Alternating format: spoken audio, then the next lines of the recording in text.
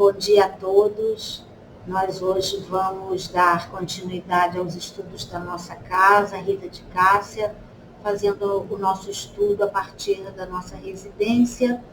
E antes, como sempre, nós vamos elevar o nosso pensamento, convidando a todos que nos ouvem, para que possamos pedir ao Senhor Jesus e aos bons espíritos que coordenam os trabalhos da nossa casa, os trabalhos de divulgação doutrinária, que possamos, de nossa parte, Senhor, ter a tua companhia, a companhia desses amigos incansáveis que sustentam tanto o nosso coração, o nosso sentimento, o nosso pensamento, para que possamos realizar da melhor maneira possível essa tarefa que nos alegra, nos instrui e que de alguma maneira, Senhor, possa ajudar a outros. Que assim seja de nossa parte, graças a Deus. Então, gente, hoje nós temos a comentar uma passagem do capítulo do Evangelho segundo o Espiritismo, capítulo 9, que é o Bem-aventurados os que são brandos e pacíficos. É uma parte, é o item 9, dentro das instruções dos espíritos. O item 9 é a cólera.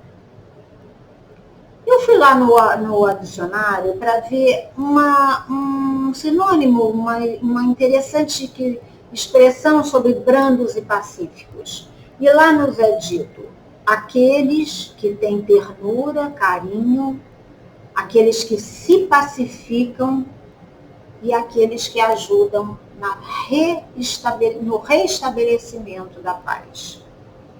E antes de a gente entrar propriamente na nossa reflexão sobre a cólera, nós vamos revisitar alguns conceitos rapidamente a respeito das emoções. No estudo do fenômeno emocional, muitos autores buscam compreender a natureza das emoções, o quanto delas é inato no ser humano, na nossa espécie humana, e o quanto resulta de nossas interações sociais e culturais. Algumas emoções são consideradas inatas, básicas, primárias, ou seja, todo ser humano, inclusive alguns animais, as possui.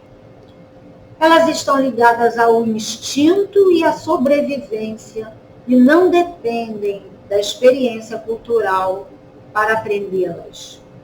Embora todas as interações sociais possam sim modificar essa expressão ao longo da vida, dando inclusive novos significados. Então tem as emoções inatas, primárias, básicas, e tem outras que são as emoções ditas que são aprendidas, culturalmente através dos tempos e dos relacionamentos. As emoções consideradas inatas são a alegria, a raiva, o medo, a tristeza, e alguns ainda incluem o nojo e a surpresa como sendo básicos. Charles Darwin, em 1872, ou seja, contemporâneo de Kardec, publicou um verdadeiro marco referente a esse estudo das emoções. O livro se chama A Expressão das Emoções nos Homens e nos Animais.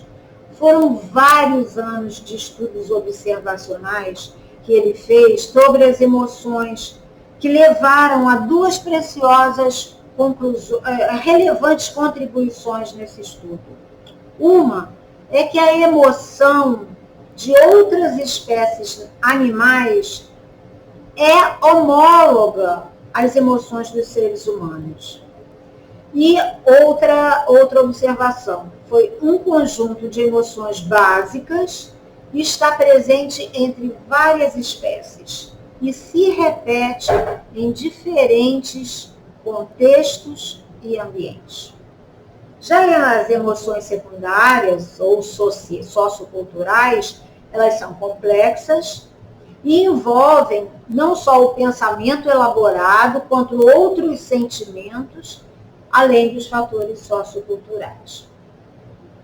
Elas são aprendidas ao longo do tempo, são integradas à memória, assim como, por exemplo, a simpatia, os ciúmes, o orgulho, a vergonha, a ira, a cólera, que é o objeto da nossa reflexão mais de perto, a admiração e a culpa.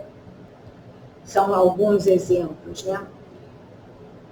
E ele nos diz, os estudiosos nos dizem, que os fatores socioculturais podem, inclusive, mascarar essas emoções mais básicas.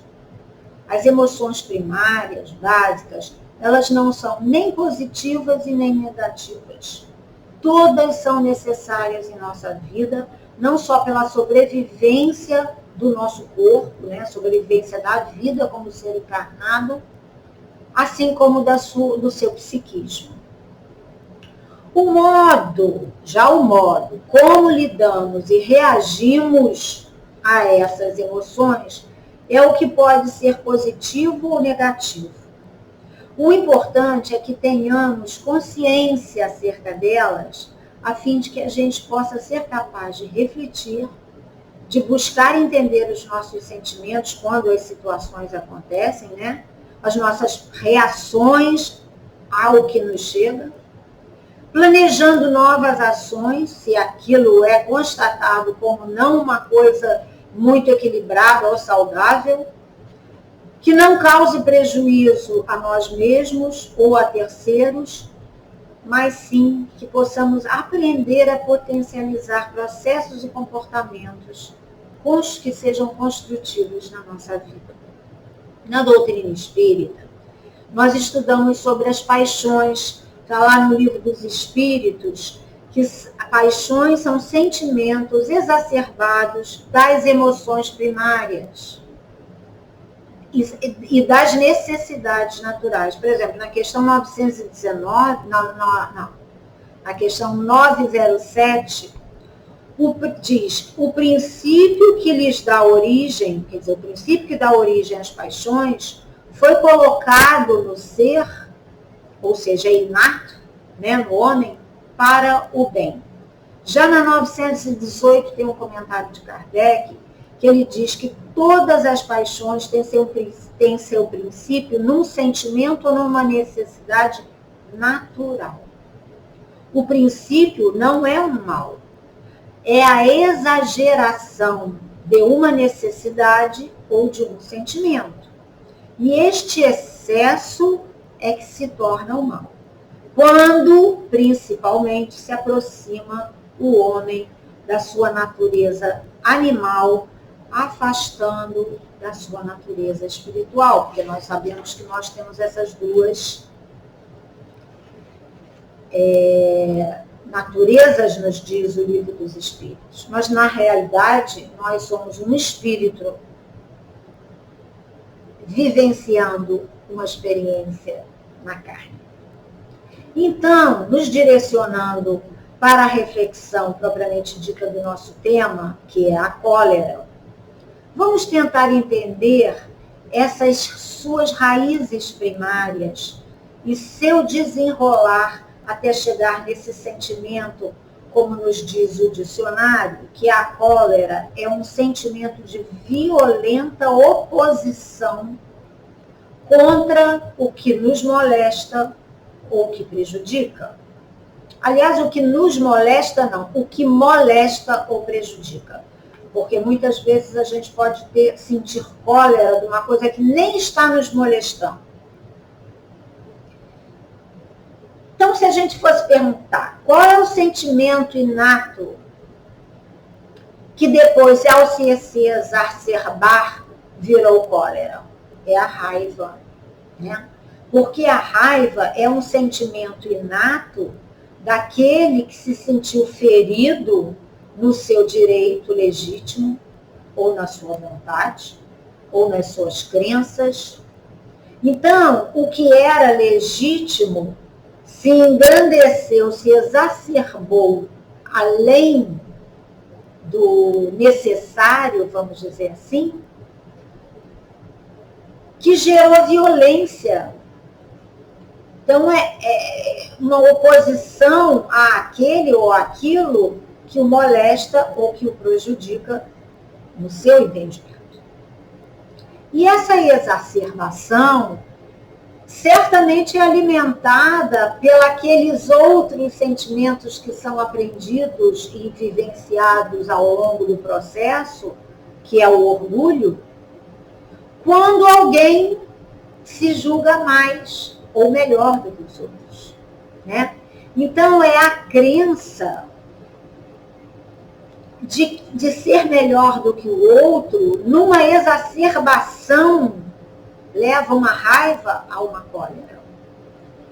É você se julgar melhor do que o outro, é julgar os seus valores melhores do que os valores dos outros, é você entender que o seu senso de justiça é mais justo do que o senso de justiça do outro, é que a sua sobrevivência é mais importante do que a sobrevivência do outro, a sua autoimagem, as suas crenças, tudo do que é seu é melhor do que o outro.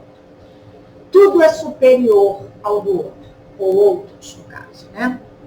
Passa-se a quê? A não suportar o que é contrário, o que é diverso, daquilo que se pensa, que se acredita, do que se sente. O espírito protetor, que no Evangelho segundo o Espiritismo nos fala sobre esse assunto, e que é o item que nos cabe refletir, ele não assina a mensagem, ele só se coloca como um espírito protetor. Essa mensagem foi dada em 1863, e ele nos diz assim: pesquisai a origem desses acessos de demência. Imagina, ele chama a cólera de acessos de demência passageira, que vos assemelham ao bruto, fazendo-vos perder o sangue frio e a razão. Pesquisai e quase sempre deparareis com o vosso orgulho ferido. O que os faz repelir coléricos, os mais ponderados conselhos, senão o orgulho ferido por uma contradição? É uma pergunta que ele faz, né? O que vos faz repelir coléricos, os mais ponderados conselhos, senão o orgulho por uma contradição?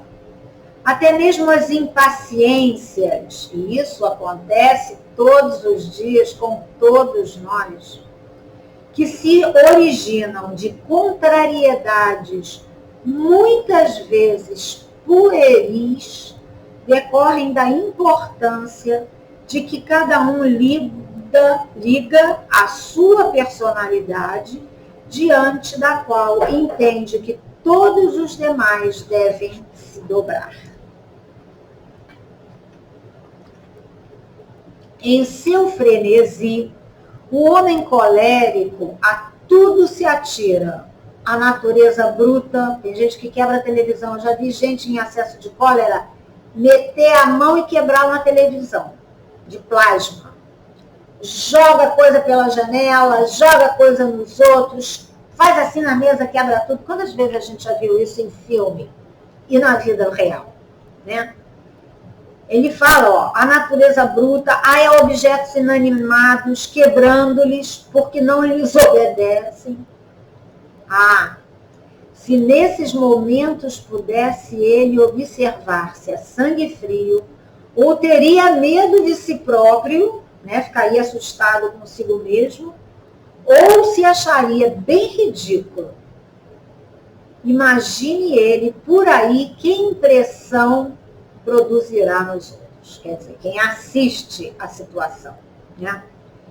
Quando não fosse pelo respeito que deve a si mesmo, cumpria-lhe esforçar-se por vencer o pendor que o torna objeto de piedade.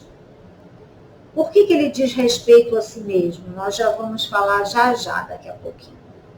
Só vou continuar o que ele está falando aqui. Se ponderasse que a cólera a nada remedeia, que lhe altera a saúde e compromete até a vida. Reconheceria ser ele próprio a sua primeira vítima. Então é nesse ponto que o espírito protetor nos lembra que nós devemos respeito a nós próprios.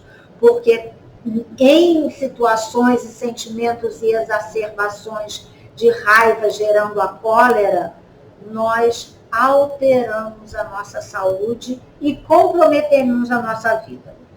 Estamos no trânsito, alguém bateu no nosso carro, alguém arranhou o nosso carro, a gente salta para discutir ou qualquer outra a partir disso, a gente está se comprometendo a vida. E alterando a saúde, a gente pode lembrar pelas pesquisas tão atuais de neuropsicobiologia, que é uma ciência que estuda o quanto os sentimentos, os pensamentos e os comportamentos humanos influenciam na nossa biologia, né, nas modificações celulares, o quanto isso é real. Se outrora pensava-se que isso acontecia, hoje em dia, através de exames de imagens e muitos outros, se constata a veracidade dessa ideia, que antes era apenas uma suposição. Então, pensamentos, sentimentos e comportamentos cheios de cólera, o que acontece? Segregam hormônios, chamados os hormônios do estresse, né?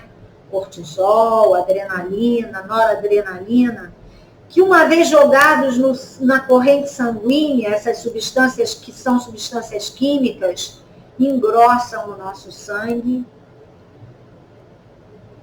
prejudicando bastante toda essa parte circulatória, e além de ser altamente tóxico para todo o organismo, todas as células, todos os órgãos, tecidos.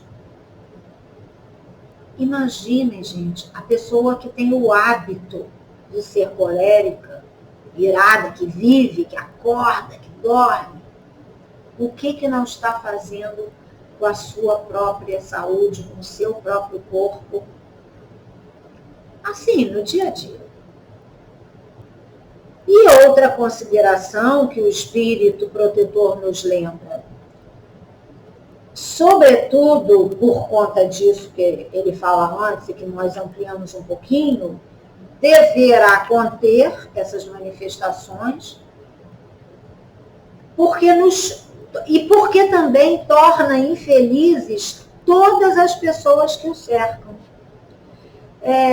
Na minha família consanguínea, tinha umas pessoas com muito essa característica. Gente, quando a situação acontecia, a gente que era criança, era tão difícil, era um sofrimento tão grande. Eu particularmente me lembro que o meu coração disparava, eu ficava suando frio na mão, no pé, eu tremia por conta das atitudes de cólera que assistíamos. Bem, então faz mal a nós mesmos e faz mal a todos que convivem conosco. E o espírito continua. Em suma, a cólera não exclui certas qualidades do coração, ou seja, quem é colérico não deixa de ter outras qualidades do coração, mas impede que se faça muito bem e pode sim levar à prática de muito mal. Já demos alguns exemplos aqui. Isso deve bastar para induzir o homem a esforçar-se por dominar e por se transformar. Aí ele nos fala, o espírita, ao demais, é concitado a isso por um outro motivo ainda, o de que a cólera é contrária à caridade e à humildade cristãs. Já tem isso? No item 10, na continuidade do Evangelho, tem uma mensagem do Espírito Hahnemann, que ele também nos fala assim, segundo a ideia falsíssima de que lhe não é possível reformar a sua própria natureza, porque tem gente, eu sou assim, eu nasci assim, vou viver assim, vou morrer assim. Tem companheiros que falam, tá, complexo de Gabriela, né? Nasci assim, vou morrer assim. Voltando ao espírito. O homem se julga dispensado de empregar esforços para se corrigir dos defeitos em que de boa vontade se compraz, ou que exigiriam muita perseverança para serem transformados. E ele diz aqui que de boa vontade se compraz, porque está lá numa questão do Livro dos Espíritos, eu acho que é na 911, eu não estou com ele aqui, mas depois, por favor, vocês podem ver que os Espíritos dizem que tem muita coisa que a gente não consegue transformar em nós mesmos, porque na realidade falta vontade firme e porque a gente se compraz, ainda em ser assim. E o Espírito Hahnemann está aqui dizendo. Ou que se compraz, ou que exigiriam muita perseverança para serem transformados. E assim, por exemplo, que o indivíduo propenso a encolerizar-se quase sempre se desculpa com o seu temperamento, em vez de se confessar responsável, né, culpado, lança aquela culpa para o organismo. Ai, meu fígado, são meus nervos, né? Quando não acusa a Deus. E na realidade é puro orgulho. Porque o corpo não dá cólera a ninguém, assim como não dá nenhum outro vício. São todas características do espírito que nós somos, né? Todas as virtudes, todos os vícios que possamos já ter adquirido ou queiramos adquirir, são resultados de esforços, né? Se não fosse assim, onde está o mérito e a responsabilidade de cada um? E então o Espírito nos fala disso, que a gente tem que ver qual é o poder da nossa vontade, né? Para as transformações que verdadeiramente possam se operar em nossas vistas, que vai sempre depender de nós, nós nos corrigirmos. Caso reconheçamos em nós esse tipo de emoção, de sentimento ou de comportamento, podemos fazer alguma coisa, podemos minimizar ou ainda reverter isso. O que a gente pode fazer para transformar? Porque já sabemos que está em nossas mãos transformar essa realidade. A gente tem reconhecido essas emoções muito hoje em dia, basta a gente abrir a internet. Hoje de manhã estava conversando com uma amiga minha, dizendo que ela estava acompanhando uma briga danada na internet, no Facebook de alguém, porque alguém postou alguma coisa, uma outra pessoa fez uma outra postagem, e a partir das duas postagens virou uma briga. Ela qualificou a briga, e eu não vou nem trazer essa palavra aqui que ela qualificou, mas que ela falou que ficou impressionada de ver o ódio, a raiva, a cólera das pessoas, dividindo as duas posições. Aí eu pensei comigo, ai meu Deus, graças a Deus não tem Facebook, não tem Instagram, uma opção minha. Não vou aqui fazer a apologia nem de a favor nem contra, mas eu fiz a opção de não ter. Falei, meu Deus, ainda bem. Porque eu ainda tenho muita dificuldade com certas coisas, com certas posições, com certas... Gente, não vou nem falar disso. Às vezes, eu me vejo assim, numa indignação, sabe? E eu, ontem, conversando no estudo de encontro de Jesus, que vai ter em outubro, se Deus quiser, e a gente estava se questionando em que cada um quer se trabalhar, né? E eu falei, gente, eu estou precisando aprender a ter compaixão com duas coisas. Um com burrice e outra coisa com coisas assim absurdas, com hipocrisia, por exemplo. Eu preciso aprender a ter compaixão com isso, porque me tira do sério. E eu me vi aqui, vai ver que não é por acaso que esse tema chegou na minha mão, porque eu preciso aprender isso, já, né? Hoje, amanhã. E a gente tem reconhecido esses sentimentos muito atualmente, e a gente fica pensando que isso é de agora, isso não é de agora. Isso existe desde que o ser humano está no planeta, né? Ou até antes, em outros planetas. E a gente vê que isso acontece desde sempre. E eu, por acaso, agora estou relendo o livro Paulo Estevão, uma vontade de saber mais sobre o cristianismo, ou de relembrar mais sobre o cristianismo primitivo. E tem horas que eu estou lendo o livro e eu digo, gente, esse livro parece que foi escrito atualmente, porque eu estou vendo acontecer agora coisas que aconteceram lá atrás, há 2000 anos. E é nesse livro, que é um dos mais conhecidos dentro da história do cristianismo, né? Esse sentimento e essas posturas nos são muito apresentadas pela pessoa que antes se chamou Saulo, nascido em Tarso, na cidade de Tarso. Depois veio a ser Paulo de Tarso, depois de convertido nas portas de Damasco ao ver Jesus, ao se encontrar com Jesus. Então, antes de ele se converter ao Cristo, o que ele fazia? O que Saulo fazia? Eliminava ou patrocinava a humilhação de centenas, humilhação de centenas de cristãos, inclusive ordenando o apedrejamento de Estevão, aquele que é conhecido como o primeiro mártir do cristianismo, né? E quando nós lemos esse livro, Paulo Estevão, que deve ser livro de cabeceira, recomendo ler, reler, que é uma obra citada pelo Espírito Emmanuel, né, na psicografia de Chico. E no prefácio, Emmanuel diz assim, ele explica que o escopo essencial do livro não é apenas rememorar passagens sublimes dos tempos apostólicos, e sim apresentar, antes de tudo, a figura do cooperador fiel que, na sua legítima feição de homem transformado por Jesus Cristo.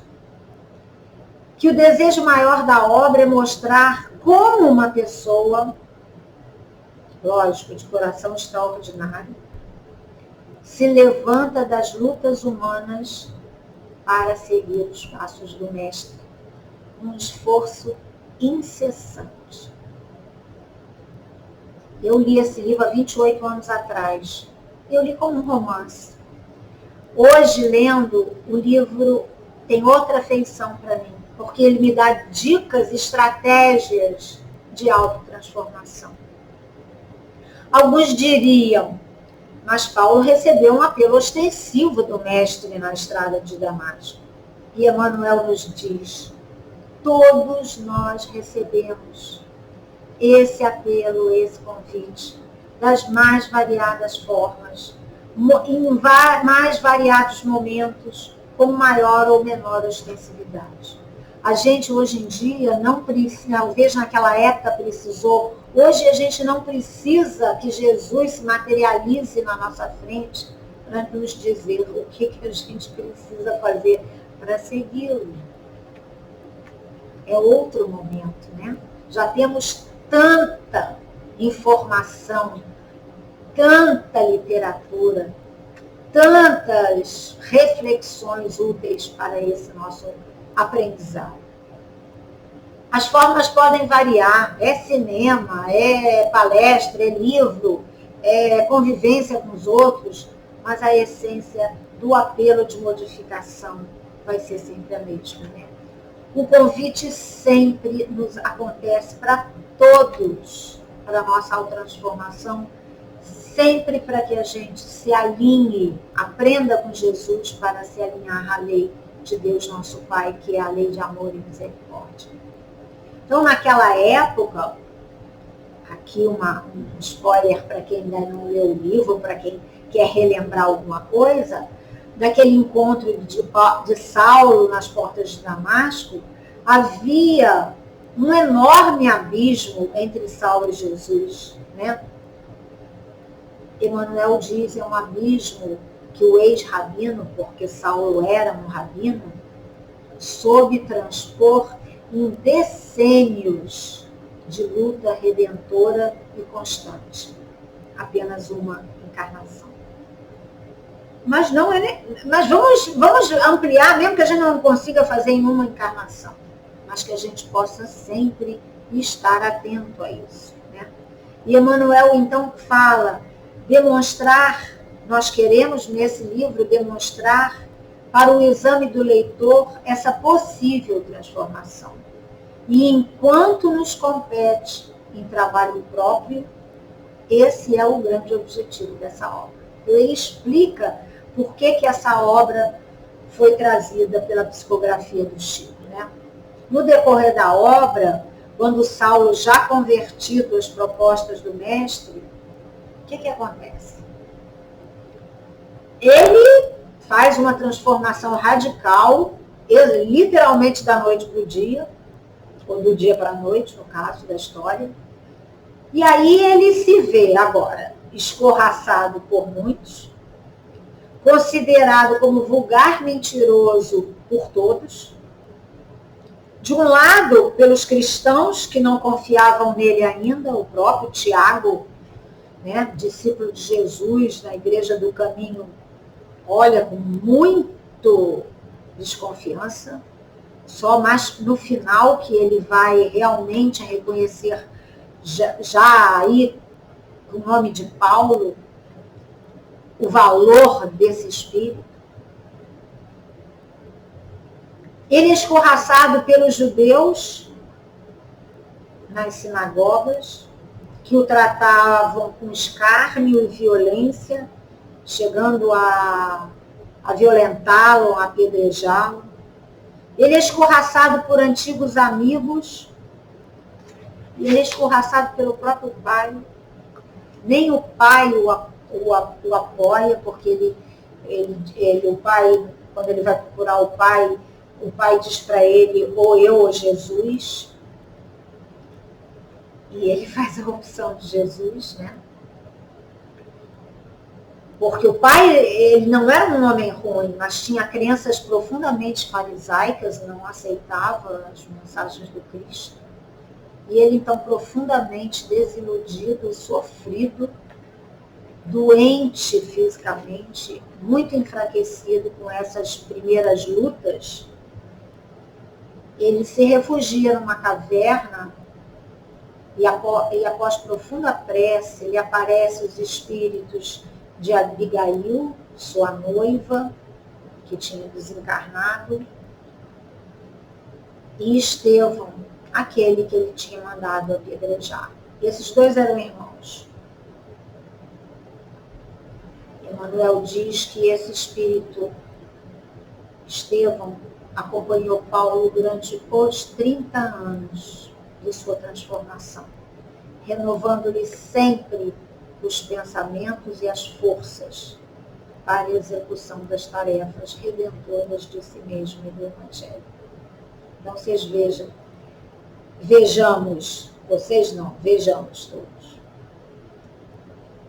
Mesmo gente que ele maltratou, foi capaz de, ao perdoá-lo, acompanhar-lhe na sua nova proposta de subida no acompanhamento do Cristo.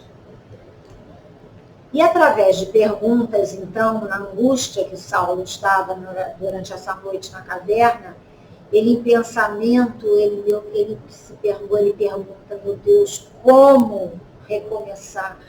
Né? Como fazer esse recomeço? Como enfrentar situações tão difíceis? E ele então ouve de sua ex-noiva, de sua eterna amada, primeiro carinhosamente, uma repreensão. Que isso, Saulo? Choras? Estarias desalentado quando a tarefa apenas começa? E no decorrer da leitura do livro a gente vai ver que realmente, nesse momento, a tarefa dele apenas tinha começado. E eu vou tentar resumir aqui, objetivamente, os alertas que me pareceram mais importantes após ouvir uma palestra do Arthur Valadares no YouTube sobre essa passagem, aliás, uma palestra lindíssima,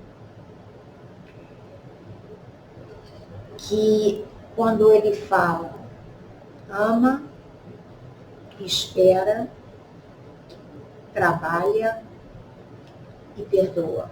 Esse é mais ou menos o nome da palestra. E essa palestra é feita em cima dessa passagem, dessa conversa de Saulo, dentro dessa caverna, com o espírito de Abigail. Que é quando Abigail fala assim para ele, não te detenhas no passado. Quem haverá no mundo isento de erros? Ou seja, todos nós, cheios de erros. Mas não te entregues ao desalento. Não tornes a recalcitrar contra os aguilhões. Tinha sido, inclusive, uma frase dita por Jesus no encontro das portas de Damasco, quando ele fala, Saulo, Saulo, por que me persegues? E Saulo, Senhor, que queres que eu faça? E antes ele diz, segue, que na porta de lá em Damasco vão te falar. Mas ele fala, não recalcitres contra os aguilhões. E Abigail novamente fala isso com ele. E o que é recalcitrar contra os aguilhões? É a gente insistir nas mesmas situações, naquelas situações que nos prendem a sermos sempre as mesmas pessoas que nós somos, com as mesmas dificuldades, os mesmos defeitos, os mesmos vícios que ainda temos. E ele continua, Saulo, na caverna novamente, continua perguntando no íntimo, né? Mas o que fazer daqui para frente? O que fazer para adquirir a compreensão perfeita dos desígnios do Cristo? E Abigail lhe diz, ama. E ele pergunta, mas como fazer isso? Claro que ele estava sendo escorraçado, como é que ele ia amar, né? É penoso testemunhar dedicação sem o real entendimento dos outros. Como fazer? Ele queria explicar as coisas do Cristo para as pessoas nem queriam que ele tivesse presente, violentavam ele, apedrejavam ele. Então ele pergunta como? E Abigail lhe diz, trabalha. E ela tinha razão, né? Porque é necessário realizar a obra de aperfeiçoamento interior antes e em paralelo a gente querer transformar alguém, até porque não vai conseguir transformar ninguém. A única pessoa que a gente tem gerência de transformar somos nós mesmos. E olha que já dá um trabalho doido. E Saulo continua nas suas questões e pensamento, dizendo, mas com tantas dificuldades e dolorosas perplexidades. E Abigail lhe diz novamente, espera. Ou seja, trabalha a tua paciência, né? Trabalha a tua própria compreensão e esperança para atender o programa divino em quaisquer circunstâncias, sem esperar resultados. E ele continua, mas onde estão essas vastas esperanças que o próprio amor do Cristo trouxe à humanidade? Como agir no meio de forças tão heterogêneas? Como conciliar as grandiosas lições do Evangelho com a indiferença dos homens? E Abigail lhe diz, perdoa. E em seguida o seu vulto desaparece.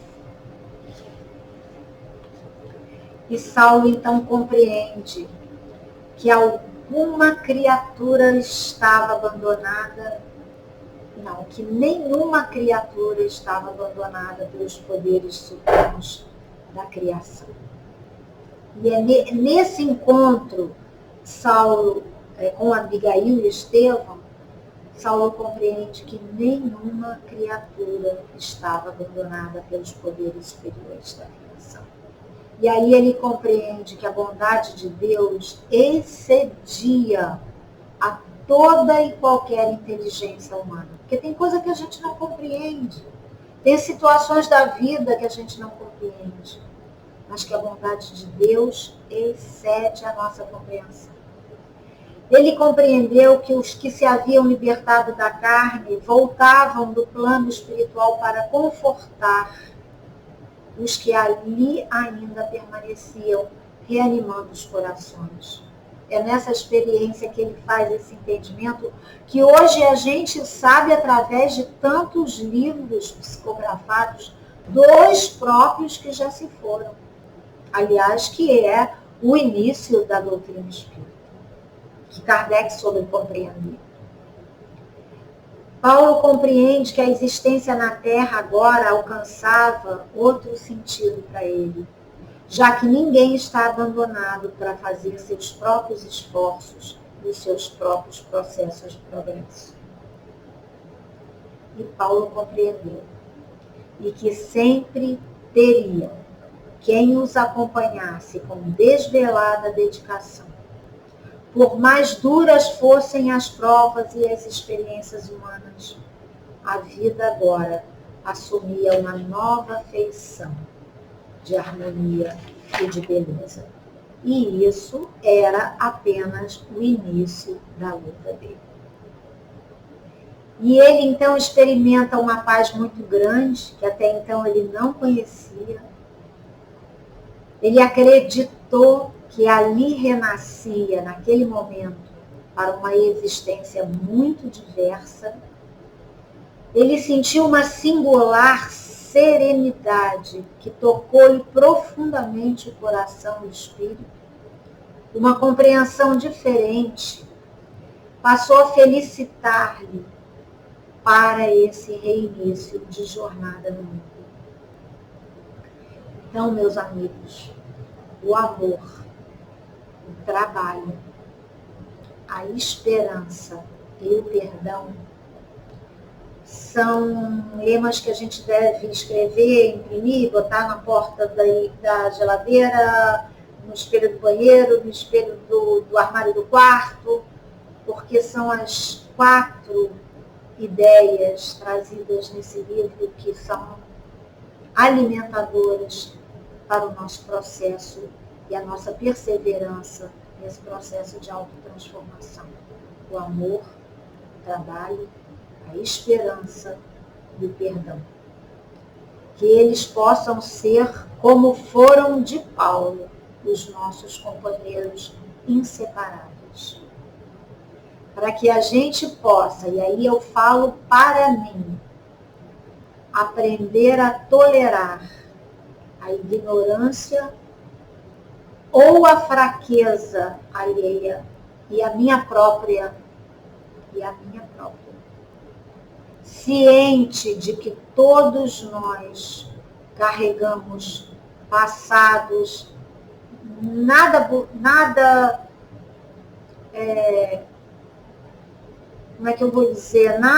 confiáveis, né? Às vezes até condenáveis, mas que não obstante, todos nós merecemos a compaixão do Cristo.